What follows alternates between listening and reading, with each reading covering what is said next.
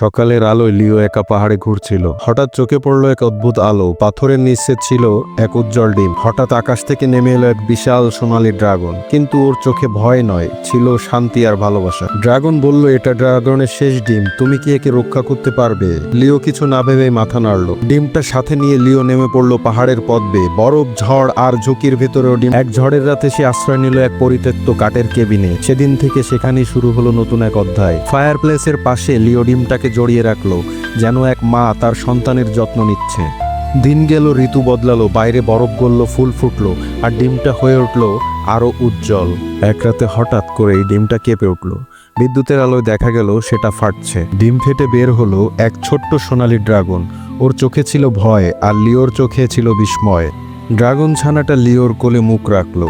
Dragon ছানাটা বুঝলেই গেছে এটাই তার পরিবার। দিনগুলো কেটে যাচ্ছিল, ওরা একসাথে খেলতো। ছোট্ট ড্রাগন চেষ্টা করতো উড়তে, হাসতো খুশিতে। আর লিও বলল, আগুন ছাড়তে চেষ্টা করো। আর ছোট ড্রাগন ছোট আগুনের ফুলকি ছাড়লো। ছোট্ট ড্রাগনটা বড় হয়ে উঠল।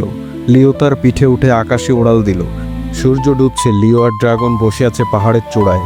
নীরবতা আর একটা বন্ধুত্বের গান বাজছে হৃদয়ে। ছোট্ট একটা ডিম থেকে শুরু হয়েছিল সবকিছু। আজ তারা একসাথে গড়ে তুলেছে এক অনন্ত বন্ধন, ভালোবাসা, বিশ্বাস আর বন্ধুত্ব।